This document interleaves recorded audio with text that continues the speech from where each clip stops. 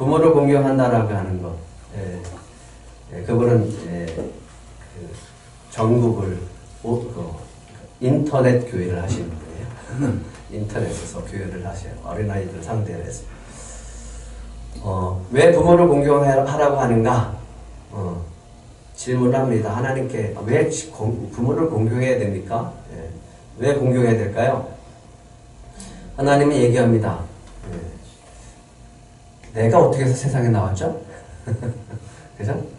내가 어떻게 해서 세상에 나왔습니까?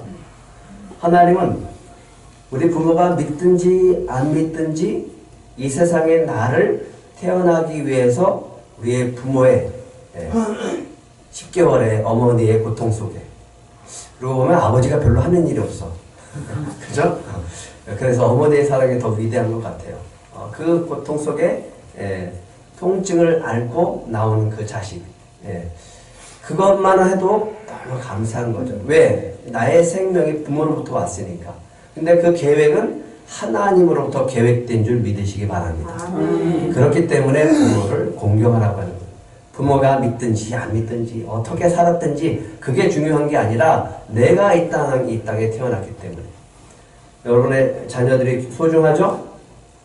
그런데 에베소서에 보면 이렇게 얘기를 합니다.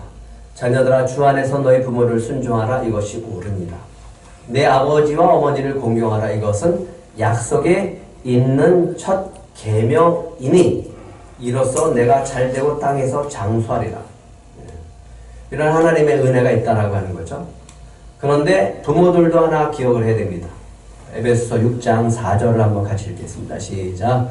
또 아비들아, 너희 자녀를 노엽게 하지 말고 오직 주의 교훈과 은혜로 양육하라. 부모는 부모의 역할을 감당해야 되는데 그게 뭐냐? 부지런히 교훈하고 주님의 교훈과 하나님의 말씀과 하나님의 훈계로 양육하는 겁니다. 말 잘 안 듣죠.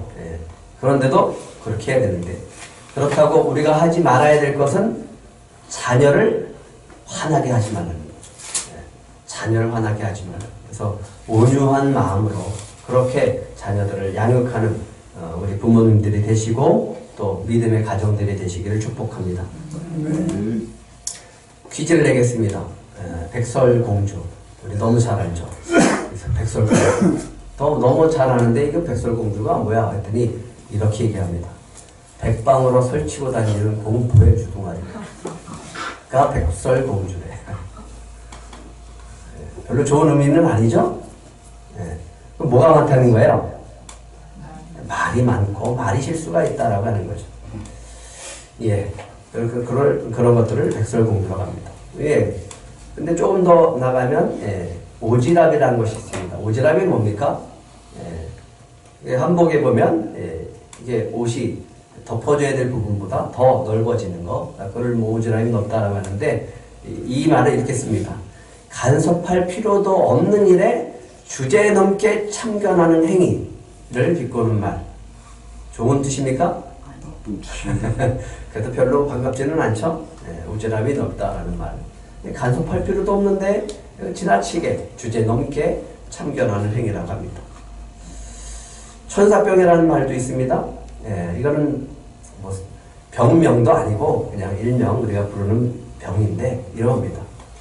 그러니까 불쌍한 사람을 그냥 지나치지 못하는 거예요.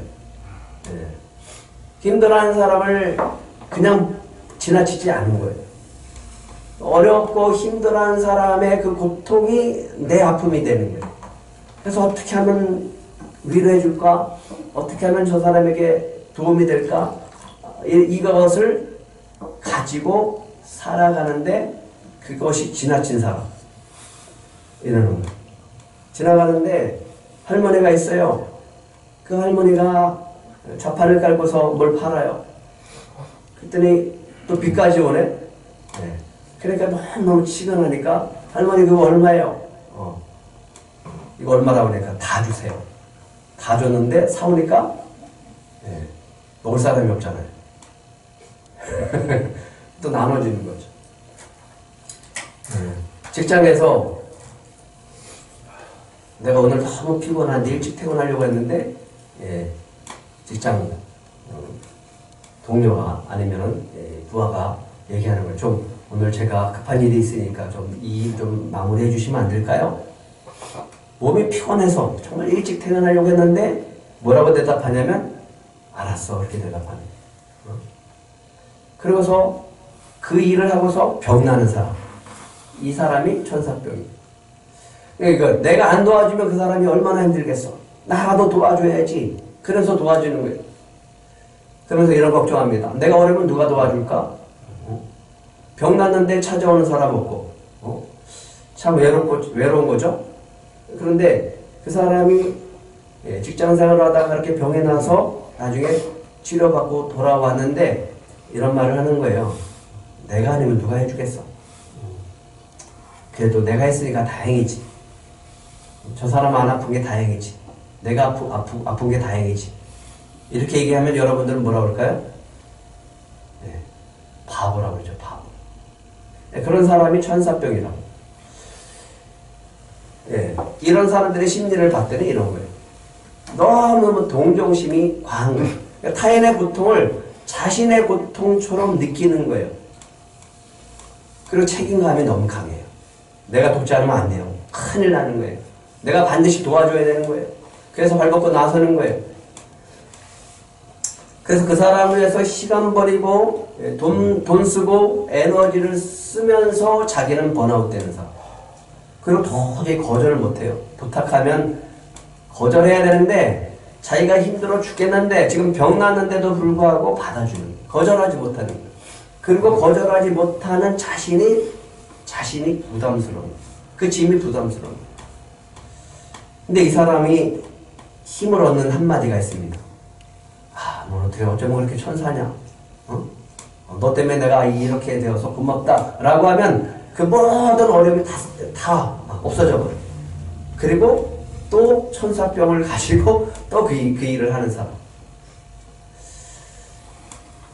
또 구체적으로 봤더니 이런 거예요. 어렸을 때부터 타인을 돌보면서 살 수밖에 없는 어려운 환경 속에서 자기가 모든 것을 해결해야 될 그런 환경에서 자란 사람. 도움을 거절하지 못하는 그런 상처를 가지고 있는 사람. 자존감이 낮죠. 내가 그 사람을 도와줌으로써 나의 가치를 부여하는 사람. 그리고 타인에게 사랑받거나 인정받고 싶은 그런 욕구가 강한 사람이고요. 항상 이 사람들은 이거예요. 그렇게 도와주고 살아야지 내가 편하고 내가. 안 그러면 내가 불편하니까 그냥 도와줘야지 내 마음이 편해서 그 일을 할 수밖에 없는 사람. 그 사람들이 천사병을 앓고 있는 사람입니다. 좋은 면도 있지만 나쁜 면도 있습니다. 자기 에너지 다 쓰고 나서 자기가 쓰러져요.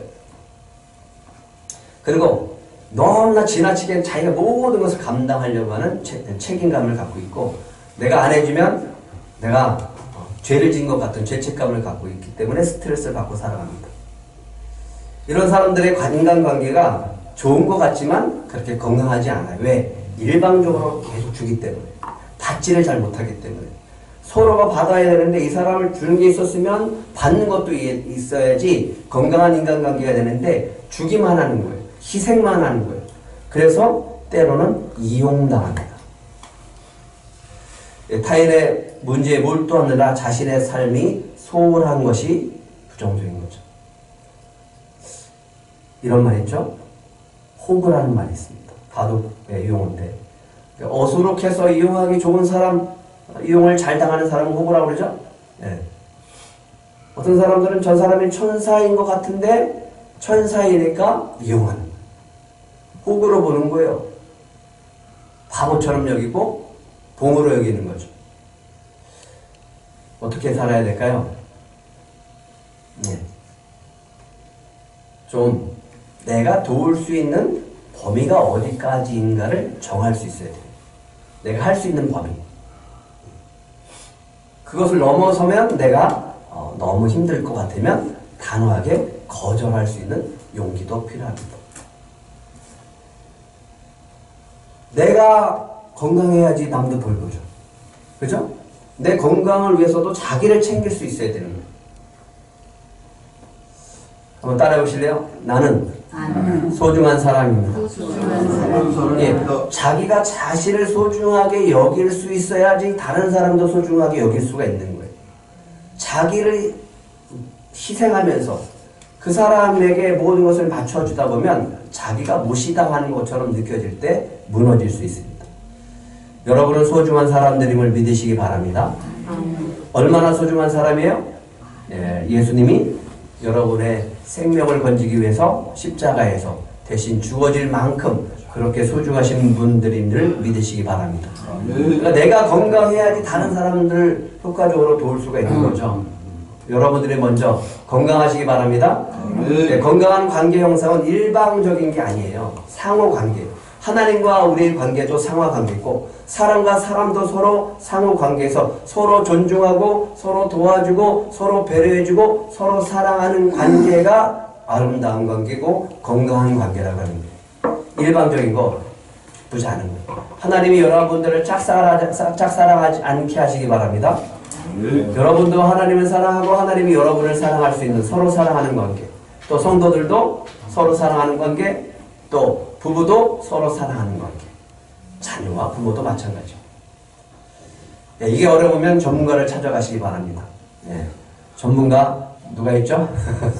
네, 우리에게는 최고의 전문가 예수님이 계심을 믿으시기 바랍니다.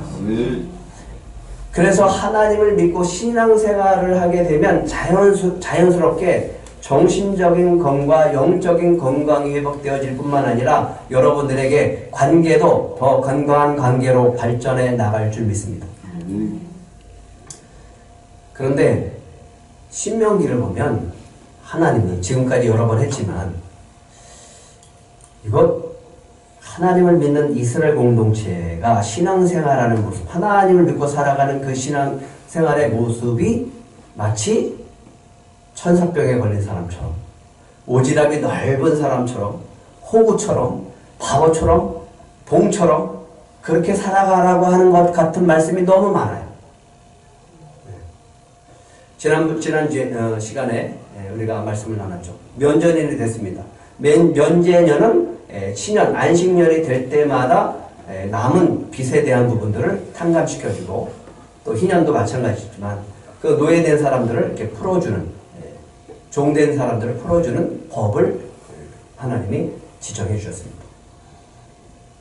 그런데 이렇게 하면 죄가 된대요. 15장, 신명기 15장 9절 다시 한번 9절 10절 읽겠습니다. 시작. 상가 너는 마음에 악한 생각을 돋지 말라. 곧 이르기를 일곱째의 면제년이 가까이 왔다 하고 내 궁핍한 형제를 악한 눈으로 바라보며 아무것도 주지 아니하면 그가 너를 여호와께 호소하리니 그것이 내게 죄가 되리라. 너는 반드시 그에게 줄 것이요 줄 때는 아끼는 마음을 놓지 말 것이니라. 이로 말미암아 내 하나님 여호와께서 내가 하는 모든 일과 내 손에 닿는 모든 일에 내게 복을 주시리라. 예, 면제년이 됐으면 7년째 되면 그 사람을 그 빚을 탕감시켜주고 돌려보낼 때 돌려보내야 되니까 내년에 희년, 내년에 면제년이에요. 내년에 안식년이에요. 1년밖에 안 남았잖아요. 근데 이 사람이한테 받을 게 너무 많아요. 아직도 많아요. 그럼 어떻게 해요? 어떻게 하면 더 받아낼까? 저 1년이면 더 끝났는데 저거 어떻게 더 받아낼까? 더 어떻게 부려볼까? 이런 마음으로 그렇게 악한 눈으로 바라보고 더 못되게 하고 아무것도 주지 않으려고 하면 그게 뭐가 된다고요? 죄가 된대요. 그건 손해보잖아요. 그런데 7년째가 됐어요. 이 사람을 돌려보내요. 아직 빚도 남아있고 받을 것도 좀 있는데 뭐라고 그래요? 하나님은? 아끼는 마음으로 아끼지 말고 넉넉히 주라는 거예요. 돌려보낼 때 그 사람이 돌아갈 때 넉넉히 마음의 넉넉함을 가질 수 있을 만큼 그런 자비를 베풀고 돌려보내는 거예요. 그럴 때 하나님이 뭘 주신다고요? 내 하나님 여호와께서 내가 하는 모든 일과 내 손에 닿는 모든 일에 내게 복을 주시리라. 이상하게 하나님, 아니 우리가 천사병 걸린 것도 아니고 오지랖이 넓으라고 하는 것도 아니고 호구도 아니고 바보도 아니고 봉인도 아닌데 뭐 이런 법을 주십니까? 그런데 그렇게 하는 것이 이스라엘 백성의 의무고 도리라고 하는 거예요. 왜? 하나님을 믿는 백성들이 그렇게 살아가야지 하나님 나라가 된다는 거예요. 또 있습니다. 참 하나님 이상해요. 네? 형제에게 돈을 꿔줬는데 이자 받지 말래. 네? 이자 받지 말고 돈의 이자나 식물의 이자나 이자를 낼 만한 모든 것의 이자를 받지 말아라. 단 타국에는 받아라. 내 형제에게 꾸어주거나 이자를 받지 말라. 그리고 얘기합니다. 그리하면 꾸어주고 이자 받지 않으면 여호와께서 내게 들어가서 차지할 땅에서 내 손으로 하는 범사에 뭘 주신다고요? 복을 주신대요. 아니 그 복 안 받고 안 주면 안 되나? 손해보는 거 아닌가요? 근데 하나님은 그렇게 하지 않은 게 뭐가 된다고요? 죄가 됩니다. 죄가. 더 기가 막힌 법들을 한번 더 볼까요? 네. 너무 살기 힘들어서 돈이 급해요. 그래갖고 물건을 갖다가 잡힙니다. 전당물을 잡힙니다. 근데 이 전당물을 잡히는 것은 정말 가난하고 힘든 사람이 먹고 살 수가 없고 그것밖에 없는 그런 안타깝고 정말 절망적인 상황에서 들어가서 전당물을 맡길 때 이렇게 얘기합니다.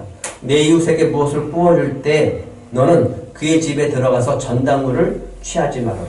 어디 들어가지 말라고요? 집에 들어가지 말아요. 왜 그럴까요? 네? 집에 들어가서 전당물을 잡는 사람들은 누가 하는 짓이에요?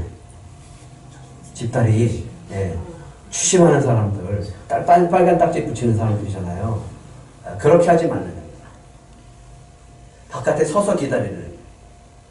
그리고 밖에 서 있고 네가 꾸는 자가 전당물을 가지고 밖으로 나오기까지 너는 거기서 기다리는 거예요. 무슨 말일까요? 내가 존중받는다는 느낌이 드는 거예요. 내가 비록 가난하고 힘들고 좀 서럽고 힘들지만 그래도 내가 저 사람한테 존중받는다는 느낌이 드는 거죠. 빚독촉하는 사람처럼 정말 처참하게 가슴 아픈 그런 마음이 들지 않는 거죠. 그가 가난한 자이면 너는 그의 전당물을 가지고 자지 말아라. 왜? 그 사람에게 그거밖에 없으니까. 옷을 맡겼어요. 그러면 언제까지 돌려줘야 된다고요? 해지기 전에. 그 사람 추울까봐. 나는요, 그럼 하나님. 나는 받은 게 없잖아요. 이 신명기 14장 13절 한번 같이 읽겠습니다. 이게 무슨 이게 하나님 앞에 뭐가 되는지 같이 읽겠습니다. 시작. 해질 때 그 전당물을 반드시 그에게 돌려올 것이라. 그리하면 그가 그 옷을 입고 자며 너를 위하여 축복하리니 그 일이 내 하나님 여호와 앞에서 내 공의로움이 되리라. 하나님 앞에 뭐가 된다고요? 공의로움이 되리래요. 참 놀랍지 않아요? 어떻게 보면 하나님은 가난한 사람의 편처럼 보일 수가 있어요. 그러나 그렇지는 않아요. 모든 사람에게 공평하신 분이에요. 하지만 왜 그렇게 보이냐면 그렇게 하지 않으면 그 사람이 가난한 사람이 죽을 수밖에 없으니까 그래요. 누가 그런 짓을 하겠어요? 누가 가난한 사람에게 전당물을 잡히고 그거 돈은 다 갚기 전까지 그거 돌려줄 사람이 누가 있겠어요? 그런데 그 사람이 바깥에서 추워서 얼어 죽거나 그것밖에 없는데 그럼 어떻게 해요? 돌려주려는. 그러면 우리는 이렇게 하죠. 그럼 하나님 책임져 주실 거예요? 하나님 갚아주실 거예요? 그럼 하나님 뭐라 그럴까요? 예, 갚아주십니다. 하나님과 계산하시라고. 그 사람과 계산하지 말고. 그게 하나님 나라다. 얼마나 속이 상할까? 오늘은 또 더 기가 막힌 얘기를 합니다. 예. 다시 한번 우리가 교독하겠습니다. 근데 얘가 퀴즈를 낼게요. 1절부터 4절까지 형제라는 단어가 몇 번 나오는지 세보면서 한번 교독을 해보겠습니다. 내 형제의 소나 양이 길 잃은 것을 보거든 못 본 채 하지 말고 너는 반드시 그것들을 끌어다가 내 형제에게 돌릴 것이요.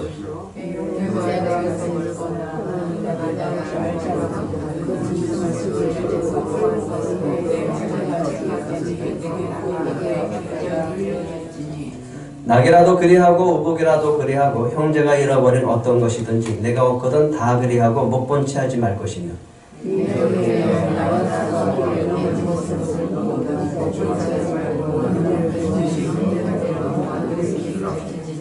몇 번 나옵니까? 7번. 예, 맞았어요. 7번이에요. 7번. 예, 하나님 뭐라고 하냐면 소나 양이 길 잃은 것을 보거든 어떻게 하라고요? 못 본 채 하지 말아라. 아니 몰라. 누구 건지 몰라. 아니면 임자가 없네? 그럼 내 거네? 라고 하지 말라. 누구 거예요? 형제 것이라고. 그럼 형제 것인데 어떻게 하라고요?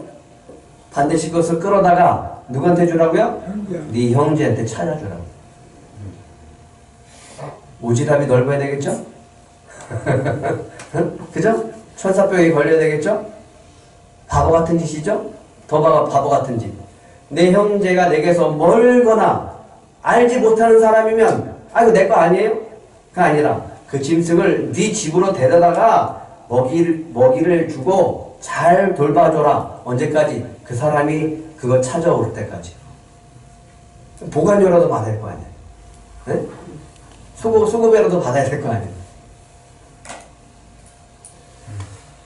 낙이라도 그리하고 의복이라도 그리하고 형제가 잃어버린 어떤 것이든지 내가 얻거든 다 그리하고 뭐 하지 말아라? 못 본 채 하지 말아라. 왜요? 형제이니까. 잃어버린 사람이 너의 형제니까. 4절 한번 다시 읽겠습니다. 4절 시작. 내 형제의 낙이나 소가 길에 넘어진 것을 보거든 못 본 채 하지 말고 너는 반드시 형제를 도와 그것들을 일으킬지니라. 예, 이 정도는 천사병 걸린 거죠? 괜찮다고요. 사람들이 천사병이라고 하고, 예, 오지랖이 넓다라고 하고, 바보 같다라고 할지라도 그렇게 하라고요. 왜요? 그 사람은 누구니까? 형제이니까. 하나님 왜 그렇게 해야 돼요? 예, 형제이니까. 하나님이 요구하는 것이 있습니다. 예.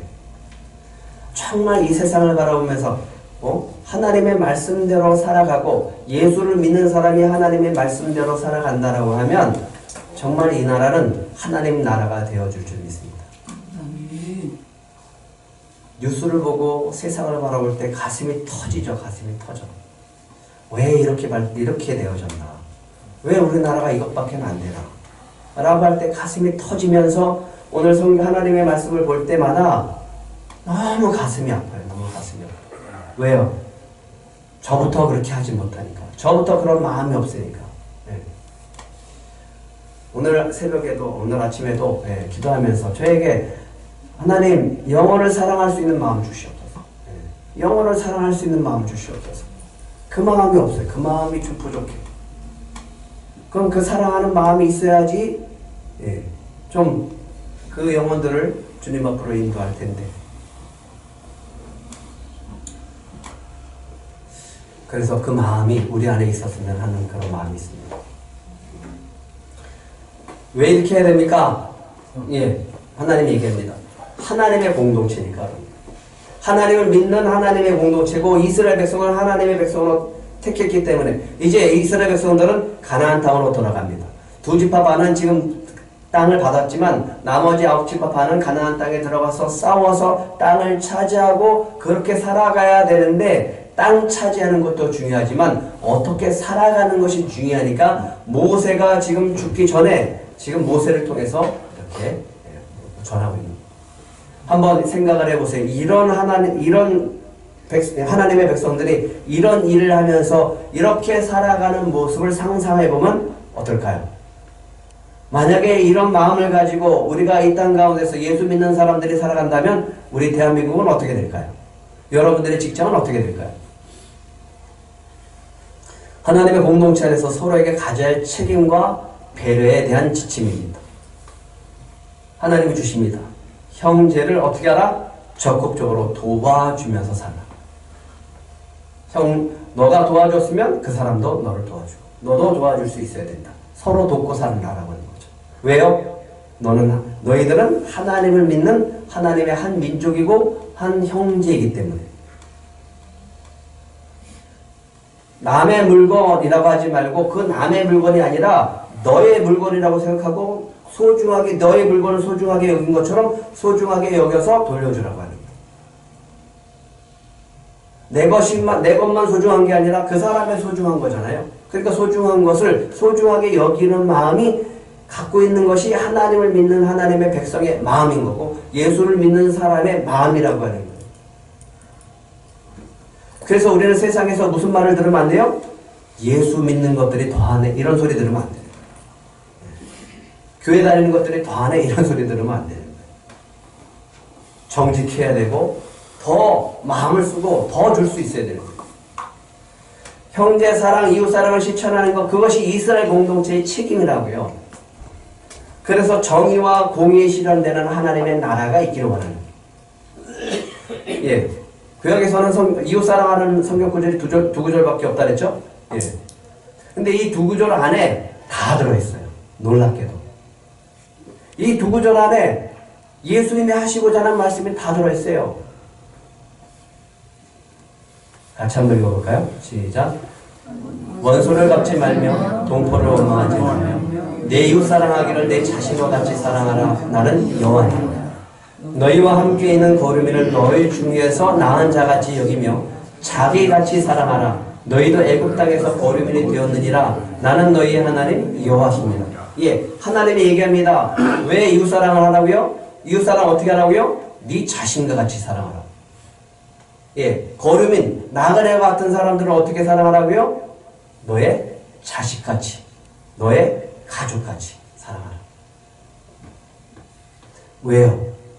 너희들도 나그네였기 때문에. 너희도 노예로 살았기 때문에. 우리도 예전에는 마귀의 종노릇하며 살았기 때문에. 우리도 예전에는 예수님이 우리를 구원하기 전에는 진노의 자녀였기 때문에. 예수님이 우리를 구원하지 않았고 하나님이 우리를 사랑하고 우리를 구원하지 않았다면 우리는 이 세상에서 살다가 결국은 멸망의 길로 갈 수밖에 없는 자녀이기 때문에 영혼이기 때문에. 그래서 하나님은 늘 얘기합니다. 내가 이렇게 명령할 수 있는 권한과 그 이유는 여기 있다. 왜 이걸 지켜야 됩니까? 라고 물어본다면 신명기 24장 18절에 이렇게 얘기합니다. 같이 읽겠습니다. 시작. 너는 애굽에서 종되었던 일과 내 하나님 여호와께서 너를 거기서 속량하신 것을 기억하라. 이러므로 내가 내게 이 일을 행하라 명령하노라. 내가 너희들에게 명령할 수 있는 것, 형제를 사랑하고 이웃을 사랑하고 내 몸같이 사랑하고 내 자식과 같이 내 가족같이 사랑하라고 명령할 수 있는 이유는 내가 너희들을 애굽에서 구원한 여호와 하나님이기 때문이다. 우리가 예수님을 믿으면서 우리가 왜 이웃들을 사랑하고 형제를 사랑하며 살아야 됩니까? 하나님은 우리를 예수님으로 인해서 십자가로 구원해 주셨기 때문에.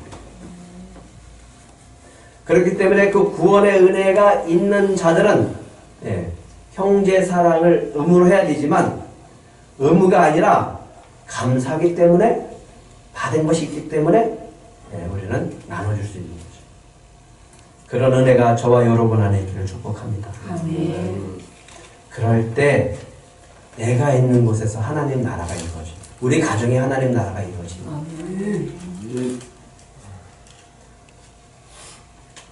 어버이 주일날 자식들에게 바라고 싶은 게 뭐가 있겠어요? 네? 그냥 짝 잘 만나서 네? 다투지 않고 주님을 믿는 믿음 안에서 그냥 행복하게 사는 거 그거 아니겠어요? 화목하게 살아가는 거? 어느 날 못 살겠다고 딸이 부모님한테 찾아오면 어떤 마음이 들까? 그죠? 자식이 못 살겠다고 또 부모님 찾아오면 어떤 마음이 들까? 너무너무 속상하지 않을까요? 그런데 보면 그냥 믿음 안에서 서로 힘들어도 다독이면서 살아가. 그거 같이 행복한 게 어디 있어? 그런 믿음의 가정들이 되시길 축복합니다. 네, 어버이날 선물 안 해줘도 보기만 해도 기쁘지 않나? 뭘 안 해줬다고 삐지지 마시고 그 모습으로 감사하면서 사시기 바랍니다. 네? 복의 통로가 되는 사람들이 있어요. 네, 여기서 잘 보셔야 됩니다. 누가 복의 통로가, 하나님이 구약에서 누구를 복의 통로로 사용하시고 있는지 신명기에서 제가 다 찾아서 정리를 해봤어요. 왜 하나님은 이게 복의 통로로 이런 사람들을 쓰시는가? 네? 그러면 우리는 지금 어떻게 쓰임 받기를 원합니까? 첫 번째는요, 대제사장을 통해서 축복을 주십니다. 특별하게 아론과 그의 아들들을 구별해서 택하셨고 대제사장 직분을 주셨기 때문에 그들에게 축복을 주십니다. 그들을 통해서 주십니다. 여러분들에게도 축복권이 있지만 특별히 주의 종들을 통해서 하나님이 축복해 주는 것을 믿으시고 그 축복을 많이 받으시기를 은혜를 축복합니다. 예, 특별해서가 아니라 하나님은 통로를 쓰시기 때문에 그래요. 예. 민수기 6장 23절에 보면 아론과 그의 아들들에게 말하이되 이렇게 하면 너희는 이스라엘 자손을 위해서 축복하여되 그들은 이같이 내 이름으로 이스라엘 자손에게 축복할지니라. 그리고 내가 그들에게 복을 주리라. 누굴 통해서요? 아론과 그의 아들들의 축복을 통해서 하나님이 복을 주시겠다라고 합니다. 예, 여기는 누구든지 다 알 수가 있어요. 근데 두 번째부터는 좀 특별합니다. 레위 지파를 통해서 복을 주십니다. 레위 지파를 통해서 그들에게 주신 것은 뭐냐면 레위 지파는 기업이 없어요. 땅이 없어요. 그래서 전적으로 하나님 성전 안에서 하나님을 섬기면서 살아야 되고 그들에게 백성들이 낸 11조를 가지고 먹고 살아야 되는 사람들이에요. 근데 대신에 하나님께서 주신 것이 있습니다. 여호와의 이름으로 축복하게 하십니다. 레위인들한테 그런 은혜를 주셨어요. 레위인들은 빠지지 않습니다. 제사장도 마찬가지예요. 레위 제사장들도 그리할지나 그들은 내 하나님 여호와께서 택하사 자기를 섬기게 하시며 하나님을 섬기게 하셨고 하나님의 이름으로 축복하게 하셨습니다. 그리고 판결권도 줬습니다. 재판권도 주셨습니다. 그리고 하나님의 말씀을 가르칠 의무도 주셨습니다. 또 한 가지는 놀랍게도 가난한 사람들. 가난한 사람들이 뭐가 된다고요? 축복의 통로가 됩니다. 하나님 축복의 통로를 가난한 사람들을 통해서 축복의 통로가 되게 해요. 신명기 14장 29절 한번 같이 읽겠습니다. 시작. 너희 중에 분깃이나 기업이 없는 레위인이나 내 성 중에 거류하는 객과 및 고아와 과부들이 와서 먹고 배부르게 하라. 그리하면 내 하나님 여호와께서 네 손으로 하는 범사에 내게 복을 주리라. 놀랍지 않아요?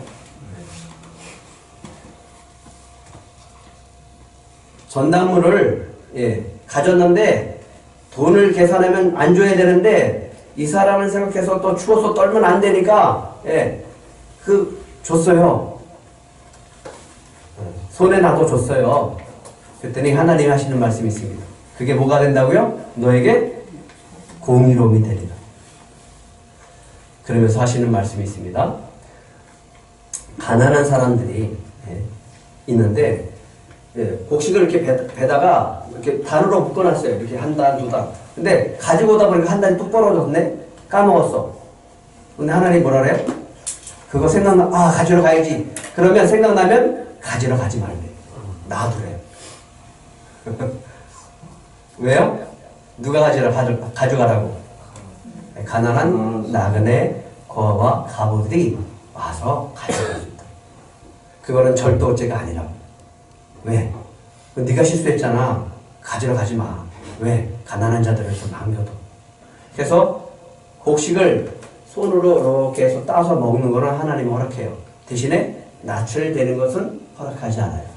포도원에서 배고파서 실컷 먹으면 허락해줘요. 대신에 그릇에 담아가면 안 돼요.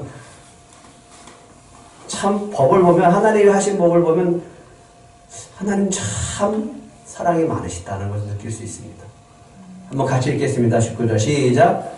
내가 밭에서 곡식을 맬 때 그 한 묻을 밭에 잊어버렸거든 다시 가서 가져오지 말고 나그네와 고아와 가부를 위하여 남겨두라. 그리하면 내 하나님 여호와께서 내 손으로 하는 모든 일에 뭘 준다? 복을 주십니다. 예, 신명기 15장 10절에 그런 거예요. 너는 반드시 그에게 줄 것이요 줄 때는 아끼는 마음을 품지 말 것이다. 이로 말미암아 내 하나님 여호와께서 내가 하는 모든 일과 내 손에 닿는 모든 일에 내게 뭘 주신다고요? 복을 주시다. 네가 하는 일마다 내가 잘되게 해줘서 내가 복되게 해서 너가 가난한 자들에게 베풀고 손해본 거 내가 채워줄 것이다. 아예 안 채워줘도 괜찮아요. 대신에 예수님이 얘기합니다. 이 땅에서 안 받으면 하늘에 포인트로 적립된다. 이 땅에서 뭐 하면요? 이 땅에서 안 받으면요. 이 땅에서 그 사람한테 베풀었는데 그 사람한테 안 받으면 어디에 적립된다고요? 하늘에 적립돼요. 그러니까 오늘 가셔서 얼마나 적립됐는지 보세요. 하늘의 통장에 얼마나 포인트가 적립됐는지. 이 땅에서 받으면 하늘에서는 포인트가 적립이 안 돼요. 이 땅에서 안 받으면 하늘에서 쌓여지는. 일상에서 내가 수고하고 애썼는데 그 사람들 가난하고 힘든 사람들한테 애썼는데 내가 받지 못하면 그냥 감사하시면 되는 거예요. 하나님이 안 채워줬다고 따지지 말고 안 받았으면 어디에 쌓인다? 하늘에 쌓인다. 누가복음 14장 13절 14절 한번 같이 시작. 잔치를 베풀거든 차라리 가난한 자들과 몸 불편한 자들과 저는 자들과 맹인을 청하라. 그리하면 그들이 갚을 것이 없기 때문에 너에게 뭐가 된다? 복이 되리라. 이는 의인들의 부활시에 내가 갚음을 받겠습니다. 아이고 부활시에 갚음을 갚아주시겠대. 그만 안 갚겠다는 거죠 뭐 하나님도. 그러니까 뭐예요? 기대하지만은 대신에 어디 쌓인다? 하늘에 쌓인다. 저는 믿습니다. 지난번에 그랬잖아요. 제가 한 거 한 게 아니라 선교사님이 얘기했잖아요. 선교사님을 모시고 오기 위해서 전세 비행기를 하기 위해서 얼마나 사람들이 모으고 목사님이 애를 써서 그거 비행기 한 편 아프리카 띄어서 오는데 2억 얼마요? 2억 얼마가 들었대잖아요. 그랬더니 그 교회 얼마를 갚아줬다고요? 네, 저는 기억을 잘 못하는데 여러분들은 기억을 잘 하시네. 15억이 되잖아요. 하나님의 방법이라고요. 하나님이 일하시는 방법이라고요. 하늘에 쌓으면 하나님이 하세요. 마태복음에 보면 이렇게 얘기합니다. 은밀하게 구제하래요. 나발 불고 티 내고 사진 찍고 이름 내려고 하지 말고 구제할 때 오른손이 하는 것을 왼손이 모르게 하면 그 구제함을 은밀하게 하면 누가 보신다고요? 하나님은 다 보신다고요. 사람들은 안 알아주고 모르지만 다 아신다고. 기도도 마찬가지예요. 어디 가서 해라? 예, 바리새인들은 수염도 안 깎고 그냥 초췌하게 나 금식하고 기도한다라고 티내고 하지만 예수님은 뭐라고 그래요? 티내지 말고 조용히 골방에서 기도해라. 은밀한 중에 보시는 내 아버지께서 어떻게 하신다고요? 갚으시리라. 은밀한 중에 보시는 내 아버지께서 뭐 하신다고요? 갚으신다고요.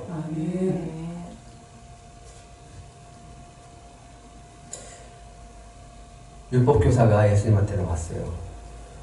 어떻게 해야지, 내가 무엇을 해야지 영생을 얻습니까? 너는 율법교사라면서 율법에 뭐라고 되어 있냐? 예, 하나님을 사랑하고 이웃을 사랑하라고 했습니다. 뭐 잘하네. 그럼 그렇게 살아. 그러니까 그러고 돌아서려고 하니까 뭔가 찜찜하잖아요. 그래서 옳게 보이려고. 그러면 내 이웃이 누굽니까? 라고 했을 때 예수님이 비유로 설명한 것이 사마리아인이죠. 선한 사마리아. 그 비유를 이렇게 얘기하십니다. 마침 한 제사장이 다 죽어가서 그냥 강도를 만나서 죽어가는 한 영혼이 쓰러져 있는데 제사장이 지나가는데 어떻게 했어요? 보고 피하여 지나가고. 못 본 채 있죠? 레위인도 왔어요. 레위인도 가고 있는데 강도 만나서 쓰러져서 사람 다 죽어가고 있어요.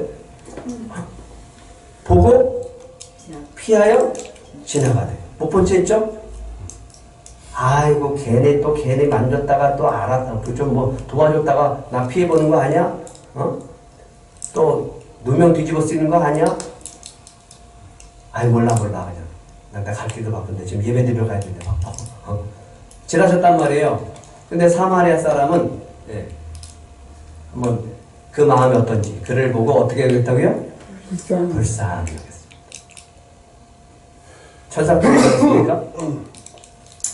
시간 투자했죠. 기름 발라줬죠. 자기 있는 포도주 부어줬죠. 짐승을 태워서 주막으로 데려갔죠. 그 다음에 자기가 이제 밤새 돌보고 난 다음에 주막을 떠날 때 얘기합니다. 뭐라고 하냐면 내가 돌아올 때 뭐 부족하면 돌 더 줄 테니까 좀 잘 돌봐주라고 그렇게 얘기하고 떠났습니다. 그리고 예수님이 물어봅니다. 네 생각에는 질문할 때 어떻게 하냐면 누가 강도 만난 자의 이웃이 되겠냐고 물어봐요.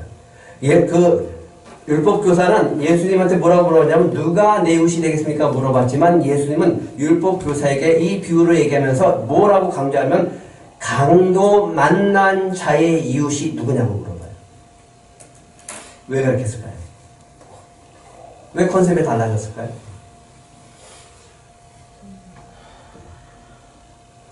그때 얘기합니다. 사마리아 사람이다라고 하지 않고 상종도 하지 않는 사마리아 사람이라고 하지 않고 자비를 베푼 자입니다 라고 하니까 예수님이 뭐라 그래요? 가서 너도 이와 같이 하라.